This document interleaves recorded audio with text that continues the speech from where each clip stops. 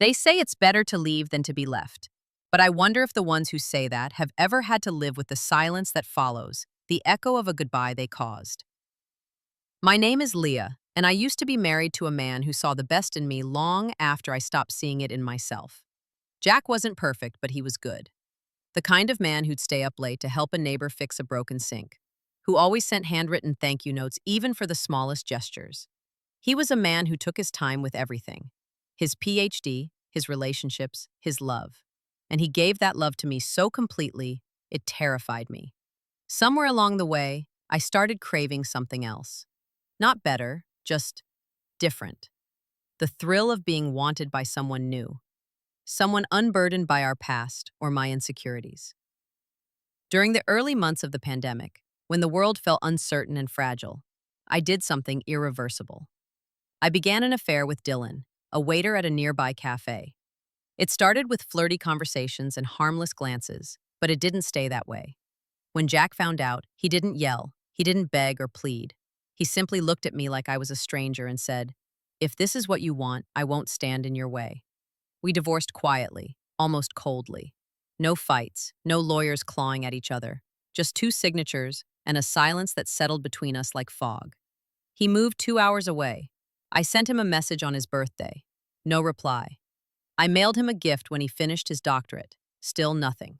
Not even a text. But I heard from others, my parents, his sister, that they got thank you cards in the mail. Elegant, handwritten, and heartfelt. That was Jack. He'd thank a stranger for holding the door open. And yet, to me, the woman he once promised forever to, he gave nothing. I didn't even exist anymore. And maybe I deserved that. After the divorce, I married Dylan. The chemistry that once excited me quickly turned into chaos. He was immature, reactive, not made for the life I had built before him. Add 3 stepchildren and a pregnancy to that, and you have a home that never stopped spinning. Through all of it, one constant kept me grounded: Clara. My best friend since college, my confidant, the person who knew my heart better than anyone. Or so I thought. Clara and I didn't talk daily. We were both career women with demanding jobs and full calendars. She taught law at a university and worked insane hours. I was juggling a crumbling marriage and parenting. So when our texts got fewer and her responses slower, I didn't think much of it. That was just Clara. She had a habit of falling off the grid when she was dating someone new. The last message I got from her was late 2021. I told myself I'd call her when life calmed down. But life never really does. Last summer, Dylan and I took a week-long trip to the city Clara lived in. Coincidentally, the same city Jack had moved to. I called her twice to meet up. No answer. I figured she was probably with a new guy, busy with work, or maybe both. I visited some old friends instead and tried not to take it personally. Then came October. A Halloween party in that same city brought me back. I went with hope in my heart that Clara might be there. And she was. But when I walked up to hug her, it wasn't the reunion I had dreamed of. Her embrace was brief, limp. Her smile didn't reach her eyes. I asked why she hadn't called me back in the summer. She hesitated and said, "I was on my honeymoon." Her honeymoon. Clara, who had always shared everything with me, even which dress she was wearing to a coffee date, had gotten married and never told me. I forced a smile and tried to play it cool, congratulating her, asking who he was, how they met, what his name was. She looked at me for a long second before answering. "It's Jack." The room spun. I heard the music fade, the laughter dull. All I could hear was the blood rushing through my ears. Jack. My Jack. I wish I could tell you I handled it with grace. I didn't. My knees nearly buckled and my mouth tasted like metal. I looked at her, my supposed best friend, and whispered the only words that came to mind. "What the f—" Clara didn't flinch. She crossed her arms and said, "You don't get to be mad, Leah. You broke his heart." She told me they hadn't spoken until 2 years after our divorce, that it wasn't planned, that they just found each other. I don't know what was worse, realizing they were together, or realizing they had been happy enough not to care if I ever found out. I drank too much that weekend. I tried to sleep off the betrayal, but it clung to me like smoke. Clara had stood beside me when I married Jack. She'd helped me choose my dress. She cried when I said my vows, and now she was wearing rings he bought her, living in the house I used to decorate for Christmas. When I returned home, I couldn't look at Dylan the same way. I was distant, emotionally checked out. The kids noticed. He noticed. After 2 weeks of pretending everything was fine, Dylan finally exploded. "You've been somewhere else since you got back. Who is it? Are you cheating again?" I was too tired to lie.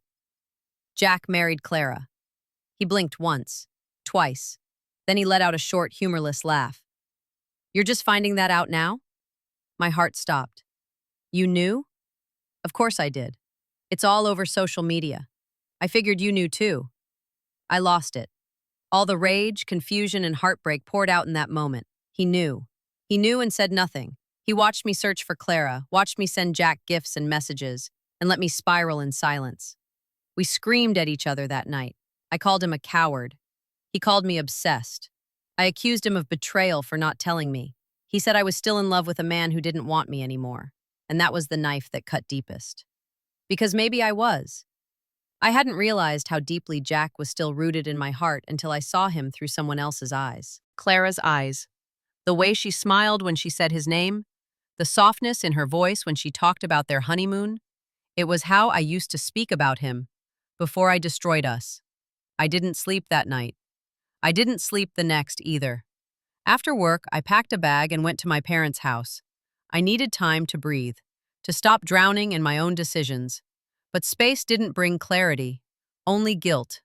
I had rewritten history to paint myself as the victim, but the truth was uglier.